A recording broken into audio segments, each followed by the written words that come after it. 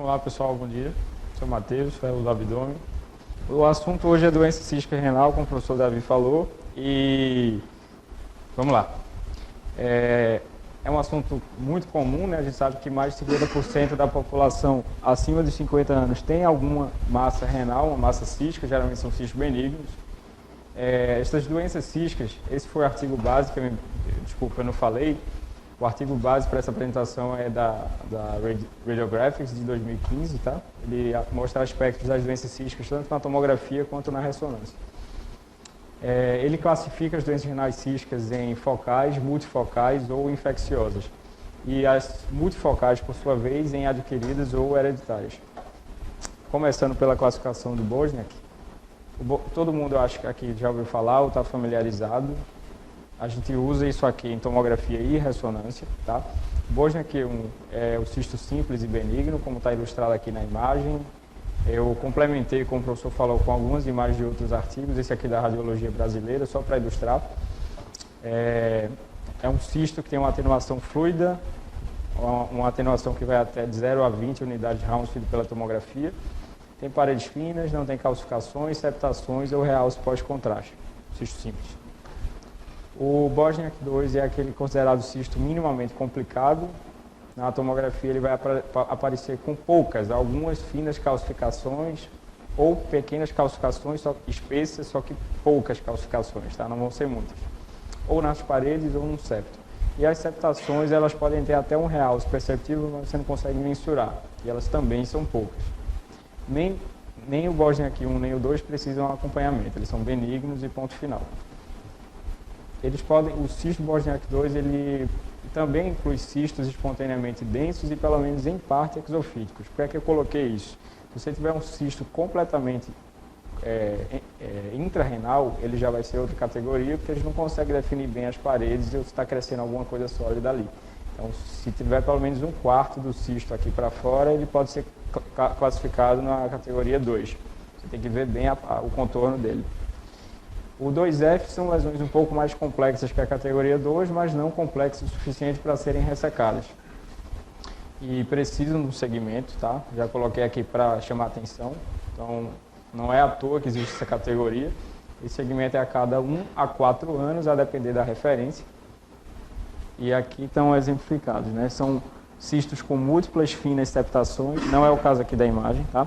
Múltiplas finas septações sem realce mensurável, ou cistos hiperatenuantes sem realce menores que 3 centímetros, completamente intrarrenais, ou então um leve espessamento das paredes do cisto. Aí sim está aqui nas imagens, tá? Ficou um pouquinho espessado, você já está conseguindo mensurar o realce, já entra nessa categoria. Calcificações nodulares múltiplas, tá? A gente falou já em calcificação nodular, mas contanto que seja uma, duas, quando fica assim, é uma questão de um pouco subjetiva também, quando fica assim múltiplas, entra nessa categoria. O problema da calcificação nodular é ela mascarar uma projeção papilar, um componente sólido que está crescendo ali. O Bosniak 3, aí fica mais fácil, ele tem paredes e ou septos irregulares com realce mensurável, que é o caso aqui da ilustração. As septações, elas costumam ser mais numerosas, as calcificações nodulares, elas são mais espessas e mais numerosas. E tem uma chance de malignidade, assim, varia de 30% a 100%. Você pensa, como assim 30% a 100%? O problema é a biópsia, né? Você biopsiar um cisto, a chance de vir uma amostra positiva aqui vai ser baixa. Então, talvez por isso, pelo elevado índice de falsos negativos, é que esse valor aí ele varia tanto. No diagnóstico diferencial vão entrar nefroma cístico, tumor misto epitelial estromal, cisto benigno multiloculado, cisto hemorrágico e abscesso renal. A gente vai dar uma passada por todas essas aqui. O Bosniak 4, por fim, ele já tem uma projeção sólida, que você consegue mensurar realce, então não deixa dúvida. Ela deve ser considerada uma lesão maligna até que se prove o contrário. Por que é que eu estou falando isso? Porque existem lesões benignas, sim, com configuração de Bosniak 4 na imagem, que é o caso do mestre, que eu vou mostrar logo em seguida. E aqui tem que ressecar. O diagnóstico do próprio mestre é histopatológico, tá? Então, viu isso daqui, você tem que pensar em câncer e tem que ressecar. Começando pelas doenças císticas focais agora, a gente passou da classificação, vamos agora para as categorias do artigo. Doenças císticas focais, começando por ele, tumor misto estromal e epitelial. Ele é típico de mulheres perimenopausa, acomete 11 mulheres para um homem. Mulheres que usam contraceptivos orais têm maior risco. E o aspecto de imagem, eu só coloquei aqui separado, porque é isso, é o Bosniak 4. É uma massa cística multiloculada, projeção sólida mural, realce, calcificações nodulares, é aquele que vai chamar a sua atenção. É indistinguível por imagem do carcinoma renal, como eu falei, tem que ser biopsiado para você dar esse diagnóstico.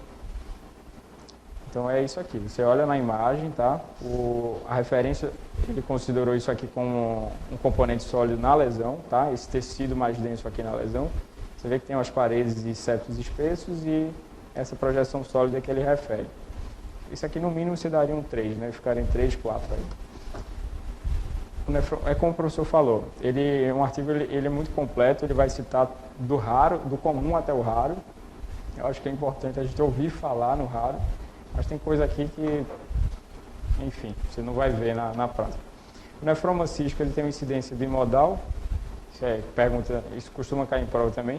Meninos abaixo de 4 anos, mulheres entre 40 e 60 anos, são as duas incidências. É uma lesão benigna. Pela imagem, pela descrição aqui, todo mundo pensa numa lesão complexa, no mínimo Bosniak 3. Então, uma massa multicística circunscrita, encapsulada, com septos de realce variável, que é essa imagem aqui, tá? Para diferenciar por imagem, é meio complicado. Talvez o que ajude seria os septos e as paredes, elas têm um sinal T2 mais baixo, porque tem uma matriz fibrosa. Mas também realça, também é espesso e também chama atenção na imagem. Você junta a epidemiologia com algumas características para botar essa bola aí na lista, mas chama atenção. Outra doença cística focal de vertículo, que é a localicinal, que nada mais é do que uma comunicação, né, do sistema coletor que se insinua, é uma dilatação do sistema coletor que se insinua ao córtex, tá? Então é revestido por urotélio e vai comunicar. Então a gente vai procurar isso na imagem. Os tipos, tipo 1 é quando se comunica com o cálice menor e o 2 com o cálice maior ou com a pelve renal. A maioria tem origem congênita, eu só coloquei isso porque é possível você nascer sem isso e adquirir, tá? Ou por um cálculo obstrutivo, por infecção renal, isso pode aparecer. Como uma sequela, né? Uma coisa mais cicatricial. Na fase excretora, o preenchimento pelo meio de contraste é que vai denunciar a lesão. Então, a formação cística aqui volumosa no rim esquerdo que começa a reter o contraste na fase excretora. Então, não tem dúvida que está comunicando. Vamos passar agora para a categoria das doenças císticas multifocais adquiridas. A doença renal glomerulocística, você pensa numa coisa mais periférica aqui, uma dilatação cística da cápsula de Bowman. Então tem uma localização subcapsular e a faixa etária pediátrica.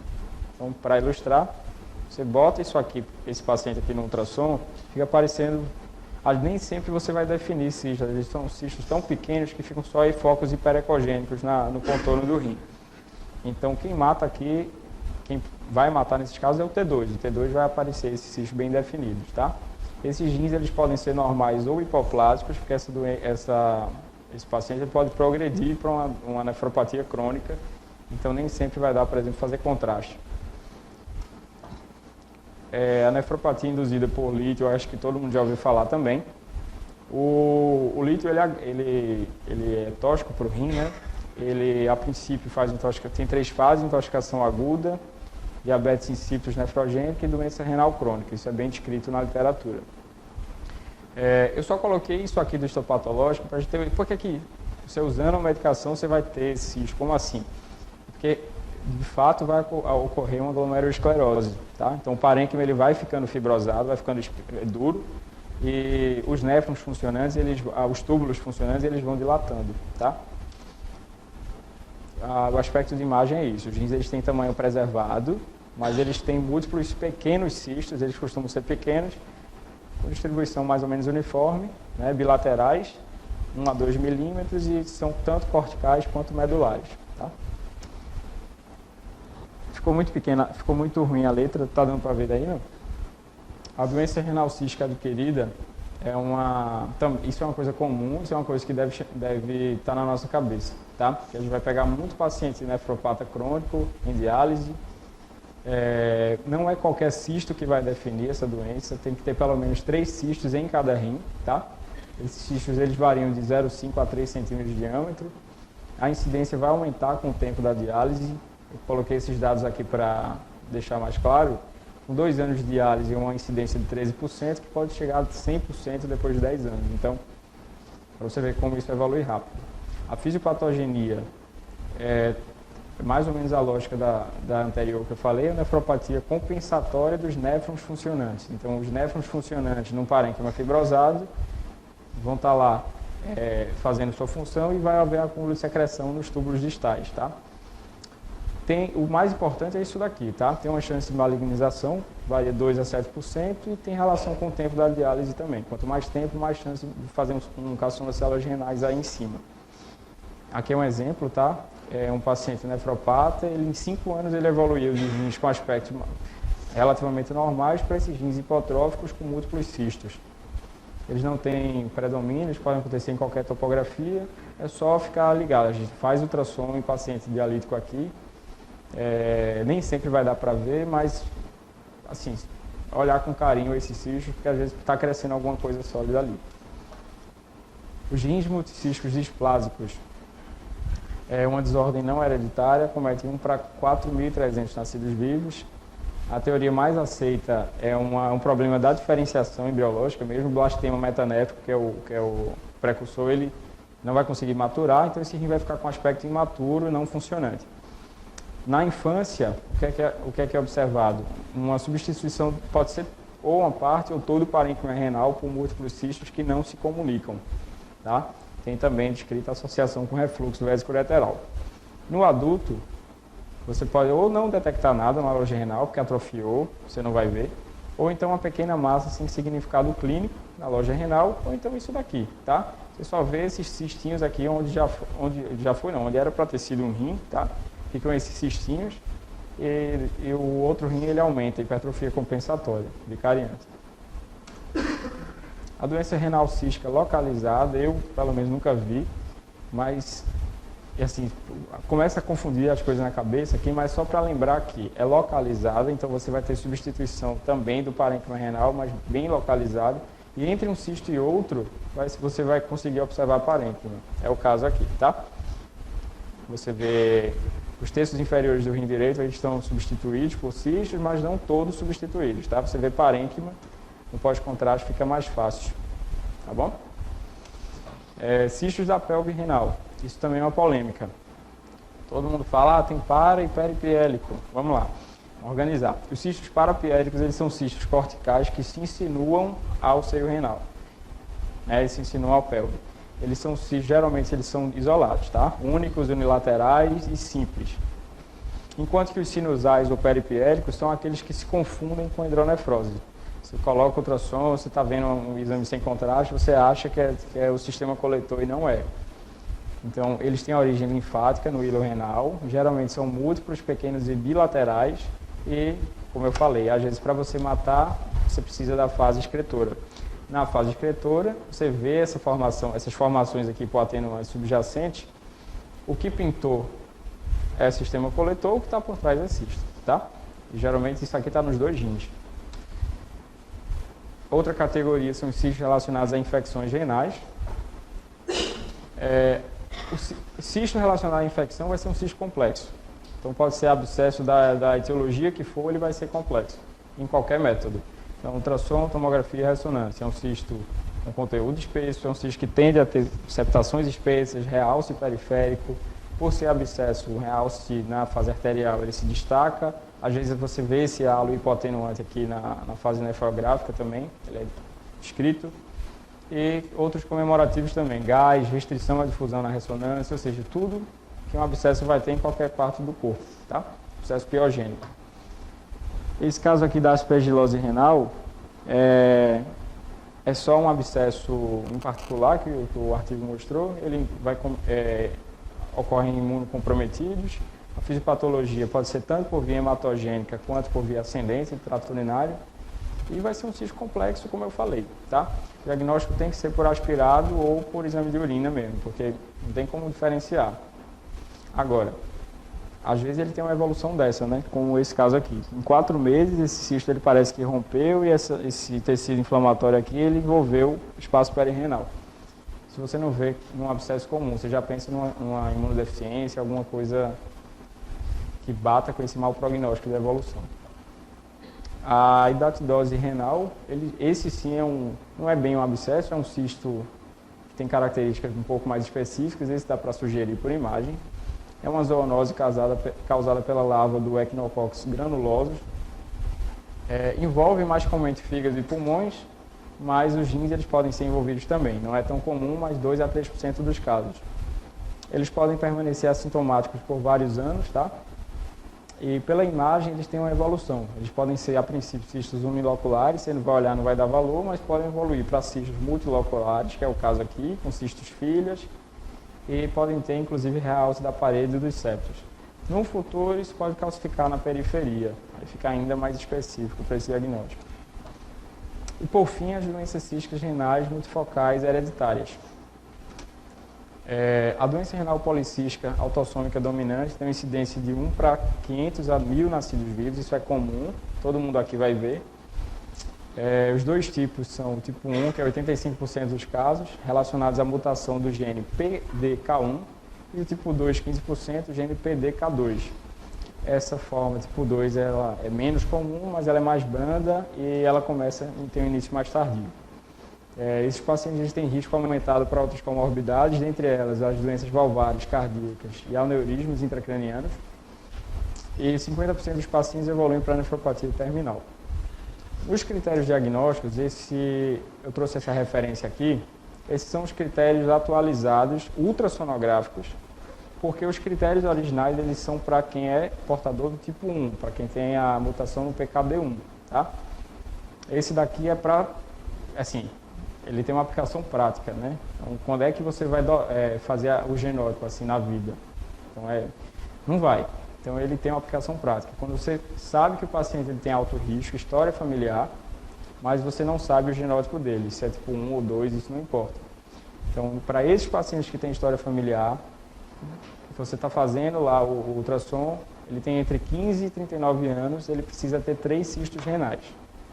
Entre 40 e 59 anos, pelo menos 2 cistos em cada rim, e acima de 60 anos, pelo menos 4 cistos em cada rim.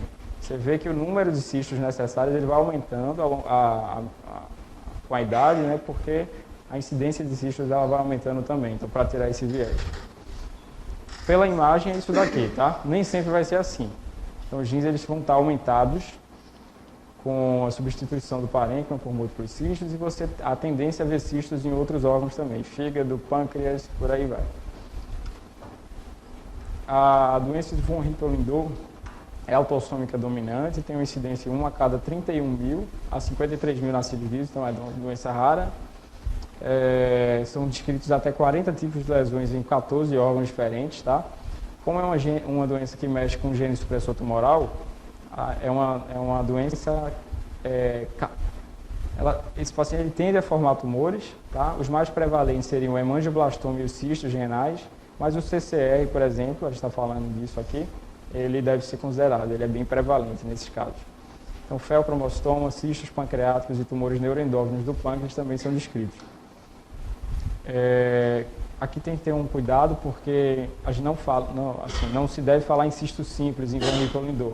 Às vezes tem focos de carcinogênese muito inicial que você não consegue ver pela imagem. Então, até cistos simples podem conter focos. O follow-up, ele não é feito para todas as lesões. Por que é que eu estou falando isso aqui?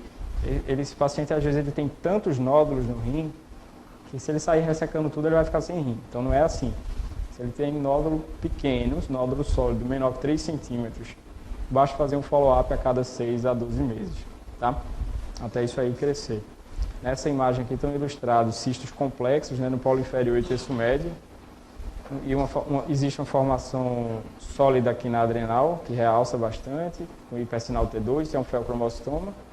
E existem 2 cistadenomas serosos pancreáticos, para ilustrar. A esclerose tuberosa é uma facomatose de transmissão autossômica dominante. A incidência é 1 para cada 6 mil nascidos vivos. E a descrição clássica são os amartomas, múltiplos amartomas, rins, pulmões, fígado. Outras lesões clássicas são os angiofibromas faciais. É sempre bom você ter uma ou duas lesões clássicas de cada uma, que às vezes cai na prova, fala a historinha lá do paciente, coloca uma lesão clássica ali no meio, você já tem alguma ideia. Túbaros corticais, nódulos subependimários, sistema nervoso central, linfangileomiomatose pulmonar e outros, tá? Isso tudo são lesões clássicas associadas, é bem rico. As manifestações renais mais comuns são os angiomyolipomas e os cistos simples.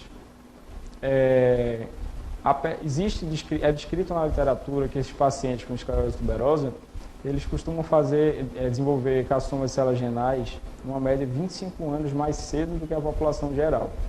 Só que os trabalhos mais recentes têm questionado isso. Tem-se visto que a imunistoquímica do que se chama CCR na imagem são angiomyolipomas malignos, né? Então, assim, será que eles têm mais risco de CCR mesmo ou será que é outro tipo de tumor que está crescendo aí? Para diferenciar o CCR de um angiomyolipoma pobre em gordura na imagem é meio complicado, mas o rápido crescimento e as calcificações elas apontam para o diagnóstico do CCR. E aqui, para concluir, está ilustrado um caso bem rico de esclerose tuberosa. Os rins estão aumentados, com múltiplos cistos e formações nodulares, todas elas foram biopsiadas e são angiomyolipomas pobres em gordura. Elas realçam. Aqui tem um angiomyolipoma com gordura macroscópica, a gente consegue ver na toma, e um aneurismazinho que cresceu dentro dele. Isso também é descrito. E é isso, pessoal.